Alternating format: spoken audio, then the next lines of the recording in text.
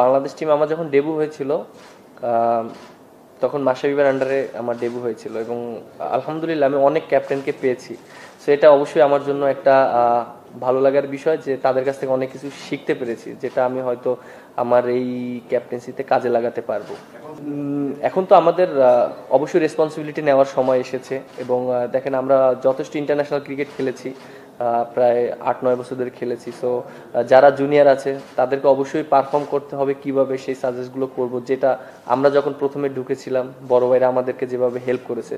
So চেষ্টা করব যে ওইভাবেই যেন হেল্পটা করার জন্য, একটা ড্রেসিং রুমটাকে ওইভাবে রাখার জন্য যেন যেই ড্রেসিং রুমে থাকে না কেন সে যেন ফিল করে যে না, আমি একা নয়, আমার সাথে সবাই আছে। একটা জিনিস দেখেন, লং টাইমের জন্য পেলে একটু ভালো হয়, টিমকে বুস্ট আপ করা যায় কিভাবে করলে ভালো হবে। সো যেহেতু 1 বছরের জন্য পেয়েছি, আমি চেষ্টা করব যে টিমটাকে সুন্দর একটা জায়গায় দাঁড় করানোর জন্য।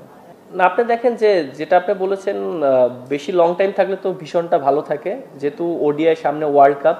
আর এটা সম্পূর্ণ একটা বোর্ডে তারা কিভাবে চিন্তা করছে, যেহেতু হয়তো টিমটা একটু মনে করেন এখন আমরা একটু স্ট্রাগল করছি ওডিআইতে, হয়তো চিন্তা করছে যে না, একটা বছর আমরা একটা জায়গায় দাঁড় করাই ওডিআই টিমটাকে।